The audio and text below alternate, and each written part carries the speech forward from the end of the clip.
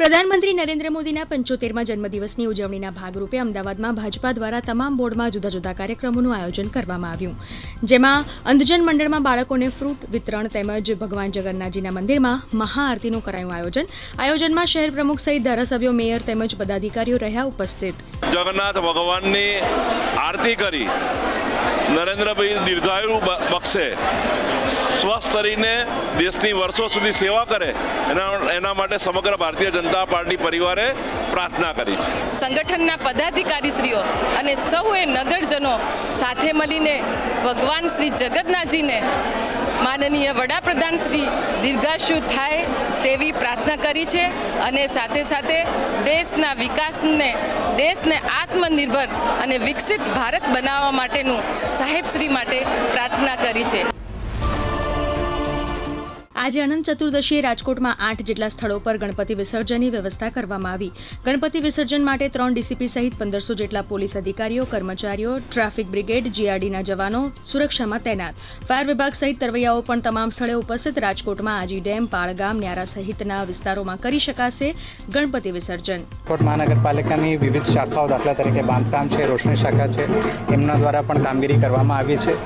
આપ લોકોના મારફત અમારી વિનંતી છે તમામ લોકોને કે આપ લોકો જ્યારે પણ વિસર્જન માટે આવો તો આપને વિનંતી છે કે આપ લોકો અમને સહકાર આપો. ખૂબ જ સારી સુવિધાઓ કરવામાં આવી છે અને કોઈની પણ જાનહાની ના થાય, કાંઈ પણ શાંતિથી બધું માહોલ બધો બની રહે એના માટે તંત્રની બહુ સારી રીતે વ્યવસ્થા કરેલી છે.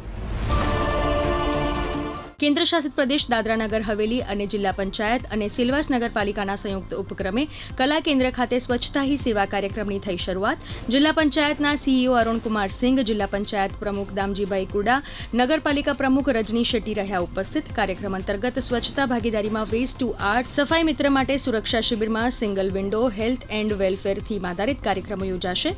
તારીખ 17 સપ્ટેમ્બરથી 2 ઓક્ટોબર સુધી પ્રદેશની 20 પંચાયતોમાં વિવિધ કાર્યક્રમો દ્વારા સ્વચ્છતા સંદેશો આપવામાં આવશે. एक स्वच्छता की भागीदारी, संपूर्ण स्वच्छता और स्वच्छता मित्र के लिए शिविर, इन 3 चीज़ों को केंद्रित करके इस बार का स्वच्छता ही सेवा अभियान चलाया है.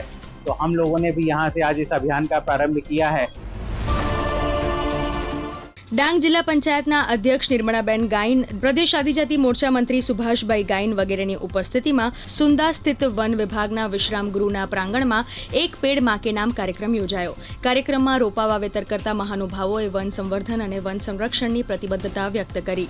ઉપરાંત વઘઈ તાલુકાના ભેંસ કાતરી ગામે અને સુબીર તાલુકાના લાવચાલી ગામે પણ એક પેડ માં કે નામ કાર્યક્રમ યોજવામાં આવ્યો. સ્વચ્છતા અભિયાન અને સેવા સેતુનો પણ કાર્યક્રમ જે છે ડાંગ જિલ્લામાં આપણે જ્ઞાન પણ આપી છે.